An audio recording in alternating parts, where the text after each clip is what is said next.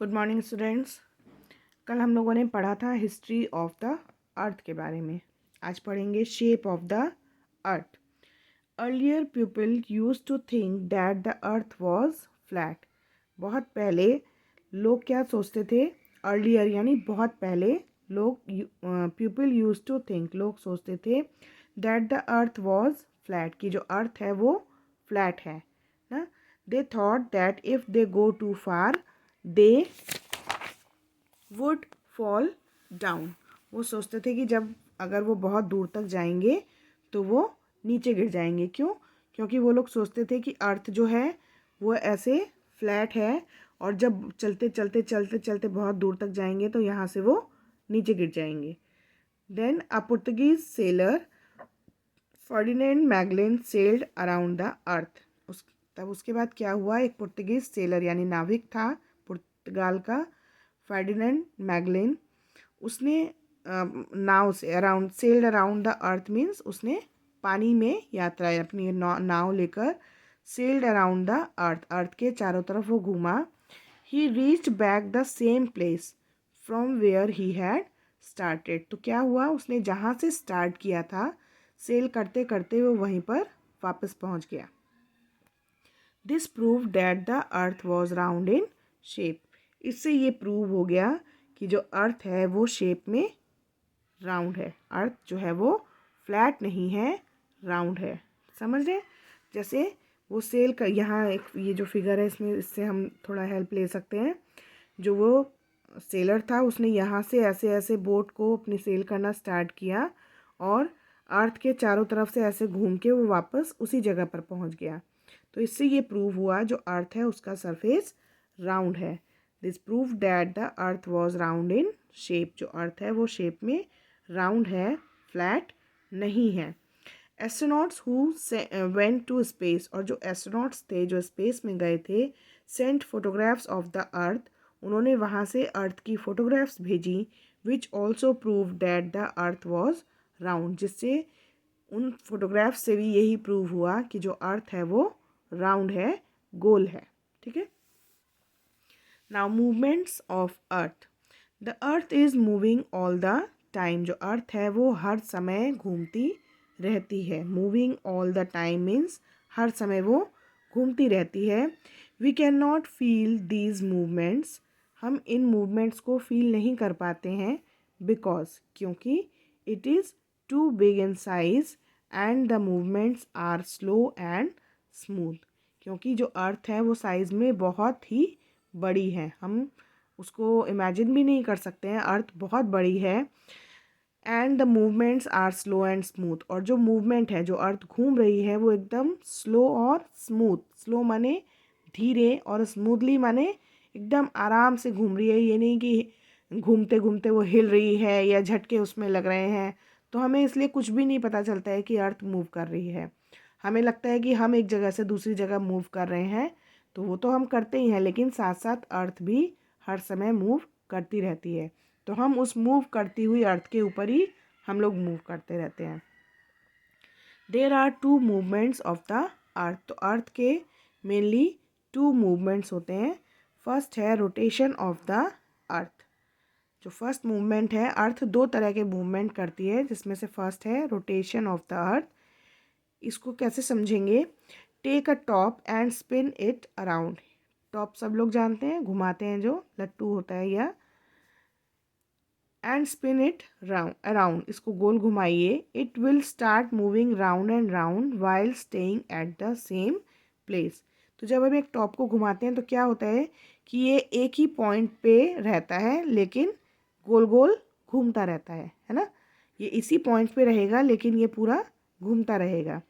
The line passing through its centre that joins the two poles is its axis. अब जब ये घूमता है तो हम क्या देखते हैं कि ये पॉइंट जो है ये इसका एक तरह से सेंटर पॉइंट है ना, जो इसके बीच में से जा रहा है। तो ये इसका सेंटर पॉइंट्स है, सेंटर पॉइंट है। Similarly the globe which is a model of the earth has a line passing through it on which it is tilted. जो ग्लोब है होता है, देखा है ना सब लोगों ने, तो ग्लोब को बोला जाता है कि ये बिल्कुल अर्थ का मॉडल है। मॉडल मीन्स किसी भी बड़े चीज़ का छोटा रूप, उसको बोलते हैं मॉडल। तो जो ग्लोब है उसको कहा जाता है कि ये अर्थ का एक मॉडल है। अर्थ के बारे में समझने के लिए ग्लोब हमारी बहुत हेल्प करता है। इसमें भी हम समझ सकते हैं जो ये इमेजिनरी लाइन के बारे में यहाँ जो टॉप में बताया, टॉप के अंदर जो टॉप के अंदर तो हमें दिख रहा है कि ये जो है इसका लाइन है जो सेंटर में है और जिसने अर्थ से इसको जोड़ा हुआ है यहाँ पर, है ना। तो इसको एक तरह से पोल की तरह ये है और ये इसके बीच में से गुजरता है। इसी तरह ग्लोब में ऐसे अर्थ के अंदर कोई एक्सिस होता नहीं है, ये एक इमेजिनरी लाइन है। लेकिन इमेजिनरी लाइन क्या है, इस पॉइंट से लेके इस पॉइंट तक। ग्लोब को आपने देखा होगा, यहाँ पे एक छोटा सा दिखता है नेल की तरह और यहाँ पर भी दिखता है छोटा सा मेटल का, जिसके ऊपर जो ये ग्लोब है ये घूमता है ना। तो जो ये ग्लोब में अगर हम देखें तो ये अगर हम लाइन को ज्वाइन करें यहाँ से यहाँ तक, तो ये हमें एक तिरछी लाइन दिखती है, यानी टिल्टेड।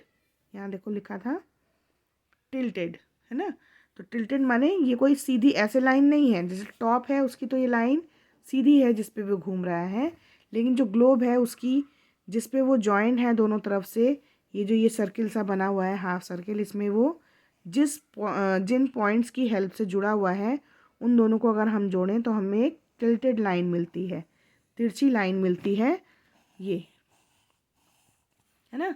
ये तिरछी लाइन हमें मिल रही है, तो इसको हम अर्थ का इमेजिनरी लाइन मान लेते हैं, जो कि अर्थ में भी एक ऐसी इमेजिनरी लाइन पास होती है on which it spins continuously, जिसके ऊपर ये कंटिन्यूसली स्पिन करती रहती है, घूमती रहती है।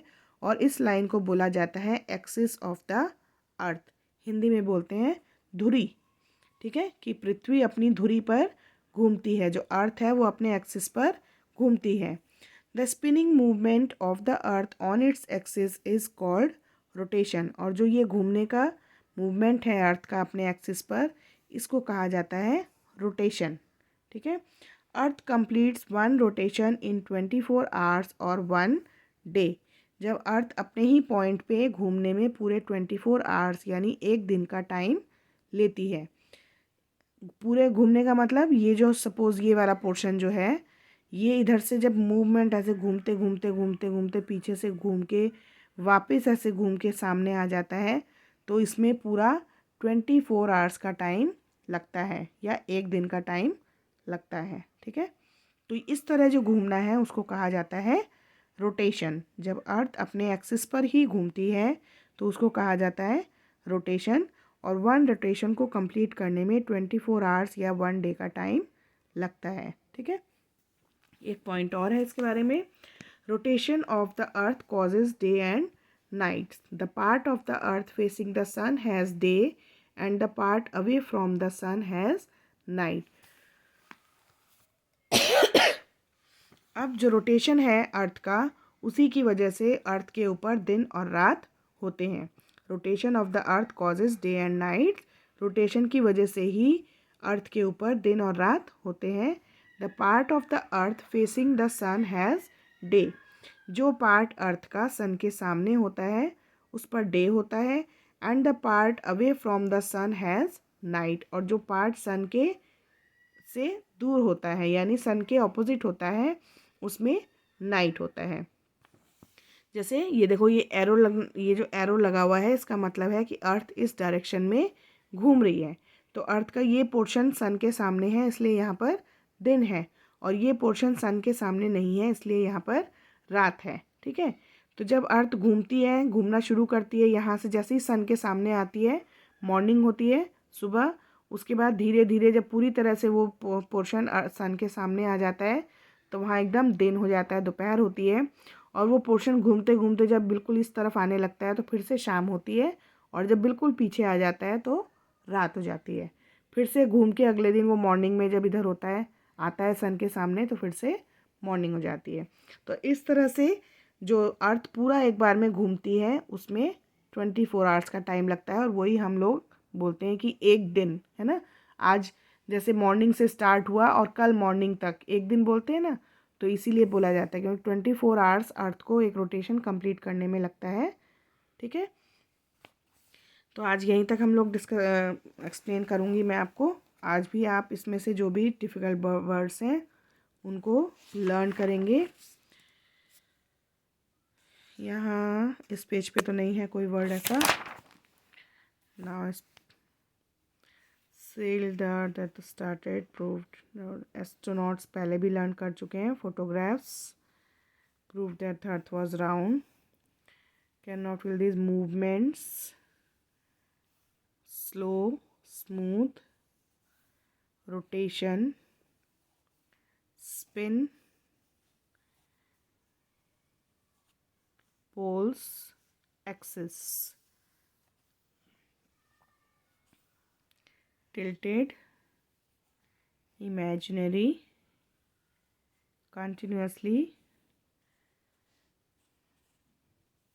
spinning। ठीक, बस इतने जो स्पेलिंग्स हैं उनको लर्न करेंगे आज के लिए। और इसके आगे जो नेक्स्ट है रिवॉल्यूशन ऑफ अर्थ, वो हम लोग नेक्स्ट क्लास में करेंगे। ठीक है।